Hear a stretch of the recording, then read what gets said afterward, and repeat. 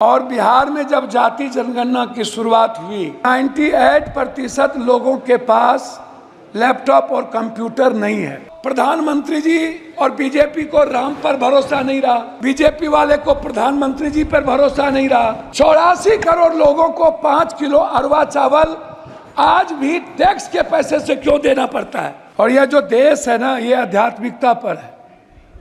ये कंप्लीट किसी धर्म या किसी मजहब पर आधारित देश नहीं है। ये मानवीय मूल्यों के लिए जाना जाता है। संत की यदि बात करूंगा तो रामकृष्ण परमहंस, विवेकानंद, कबीर, वाल्मीकि, संत रविदास, हम संत उसको कहेंगे।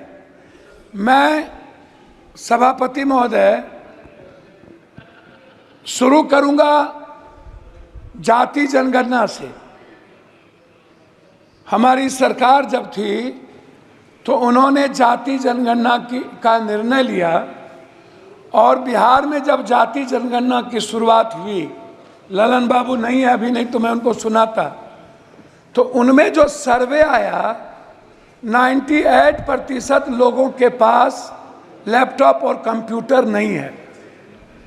96% लोगों के पास व्हीकल नहीं है और जो व्हीकल है वो EMI पर है।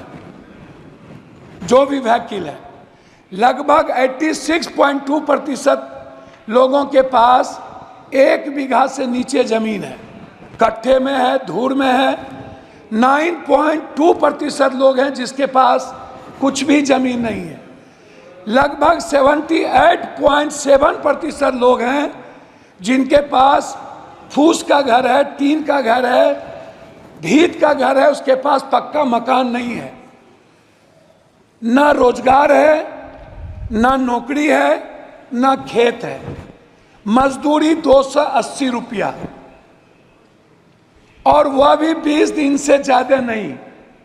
कोरोना के समय मनमोहन सिंह जी के द्वारा लाए हुए जो मजदूरी एक्ट था उसको खत्म करके मजदूर के ताकत को कमजोर किया गया। 400 रुपया प्रत्येक दिन बहस पहले भी हो चुकी थी कि मनरेगा छोड़ दीजिए, मनरेगा का तो बजट घटा दी गई। मेरा सवाल सीधा था कि प्रधानमंत्री जी आपके यशस्वी हैं, वर्ड इनको फॉलो करते हैं, तो फिर कांग्रेस चालीसा और नेहरू, इंदिरा और राहुल चालीसा बंद करिए ना और अपने प्रति ईमानदार बनिए ना। मेरा आप तो प्रधानमंत्री जी और बीजेपी को राम पर भरोसा नहीं रहा, उनको बीजेपी वाले को प्रधानमंत्री जी पर भरोसा नहीं रहा। इन लोगों ने गठबंधन की राजनीति की और जब गठबंधन के राजनीति पर भी भरोसा नहीं रहा तो प्रधानमंत्री जी ने जेवर, भैंस, बैल से लेकर मुजरा तक की बात पूरे चुनाव में एक बार भी हिंदुस्तान के संविधान की, हिंदुस्तान के गरीबों की, वर्ल्ड के सबसे ज्यादा गरीब देश, पर कैपिटा इनकम 6000 रुपया, उससे ज्यादा हिंदुस्तान में लगभग 87% लोगों का जो IFA है वो है पर कैपिटा 6000। और लगभग जो महंगाई का कारण है उसमें दलित, आदिवासी, अत्यंत पिछड़ा, जो समाज के सबसे कमजोर तबके के लोग हैं, उसमें मैं आपको बता दूं कि उनके थाली में 160 रुपया वाला दाल नहीं है, 120 रुपया वाली सब्जी नहीं है। प्रधानमंत्री जी यदि इतने सशक्त हैं तो मैं यह जरूर जानना चाहूंगा कि 84 करोड़ लोगों को 5 किलो अरवा चावल आज भी टैक्स के पैसे से क्यों देना पड़ता है?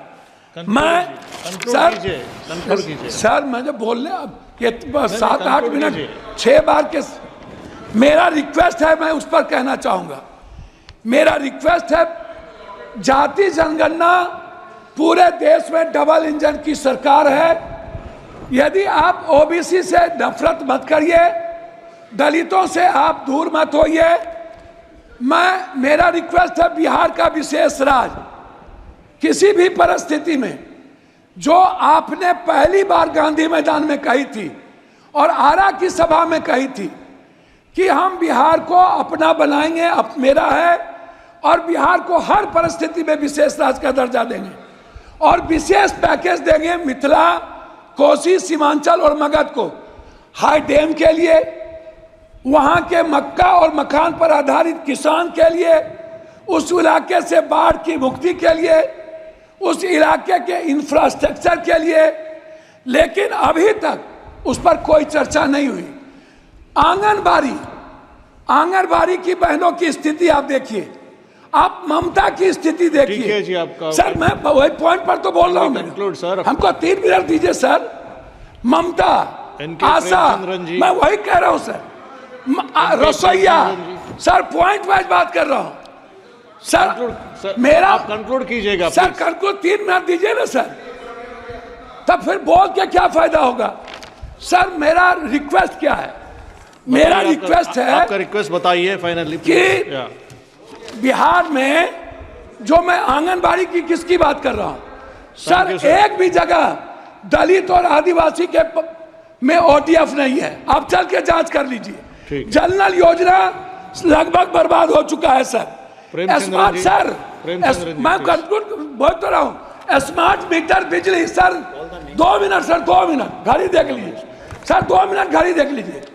स्मार्ट मीटर बिजली sir, 1 nation 1 education, 1 nation 1 health and 1 nation 1 sir हमारी बात तो हो जाए सर। सहारा इंडिया के जो वर्कर, सहारा इंडिया के जो ग्राहक सर, उसका